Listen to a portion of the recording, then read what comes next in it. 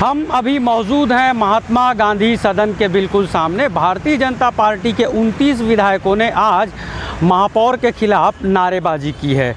दरअसल महालेखाकार ने भी अपनी रिपोर्ट में यह बताया है कि एक मुश्त यूजर चार्ज जो शहर के नागरिकों से लिया जा रहा है वह अवैध है।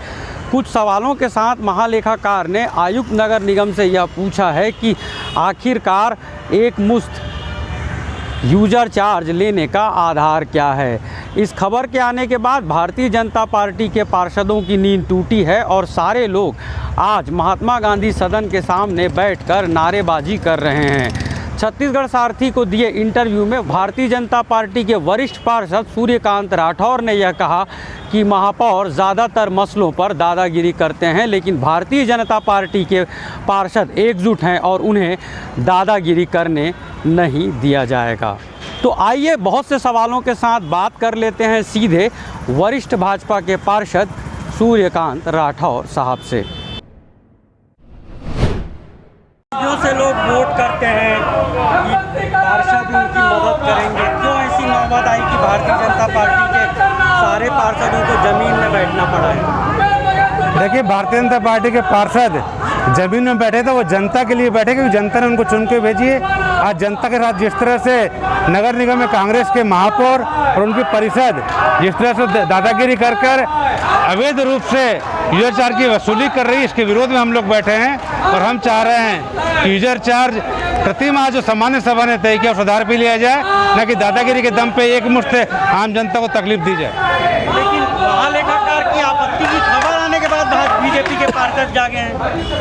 नहीं, ऐसा नहीं। भाजपा के पार्षद ने पहले महापौर को ज्ञापन दिया, महापौर ने आश्वस्त किया कि मैं तत्काल निर्णय लूंगा, लेकिन जब महापौर ने कोई निर्णय नहीं लिया तो आज हमको नगर निगम में प्रदर्शन करना पड़ रहा है। ज़्यादातर कामों में महापौर दादागिरी का रुख अपनाते हैं, ऐसे में क्या रास्ता बचता है बीजेपी के पार्षदों के पास? देखिए, हम इस शहर की जनता के साथ न्याय नहीं होने देंगे। इस शहर की जनता के न्याय के लिए हम लोग हमेशा लड़ने के लिए तैयार हैं और अभी भी लड़ रहे हैं और आगे भी लड़ते रहेंगे। क्या आपको ऐसा नहीं लगता कि नेता प्रतिपक्ष की नियुक्ति नहीं होने के चलते भी एक मौका मिलता है महापौर को दादागिरी का?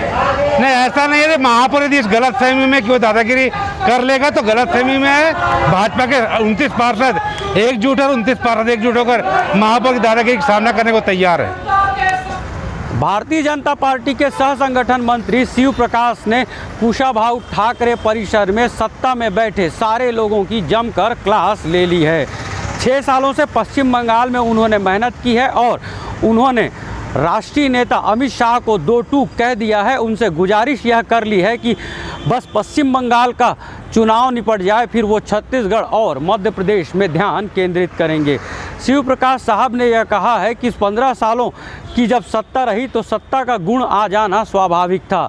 तो उन्होंने क्लास ले ली है भारतीय जनता पार्टी के नेताओं को की और उन्होंने जगत प्रकाश नड्डा और अमित शाह जैसे वरिष्ठ नेताओं को यह कह दिया है कि बस पश्चिम बंगाल का चुनाव निपट जाए, फिर वो पूरा ध्यान लगाएंगे छत्तीसगढ़ और मध्य प्रदेश की राजनीति पर।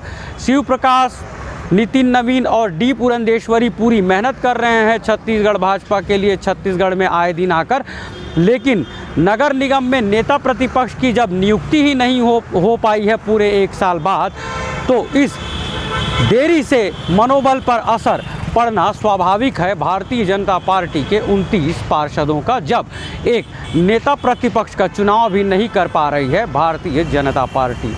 आप देख रहे थे छत्तीसगढ़ सारथी। आप सबका बहुत बहुत शुक्रिया। हमारे वीडियोज़ अच्छे लगते हैं तो हमारे YouTube चैनल छत्तीसगढ़ सारथी को लाइक करें, कमेंट करें और सब्सक्राइब भी ज़रूर करें। शुक्रिया, आप सबका बहुत बहुत शुक्रिया।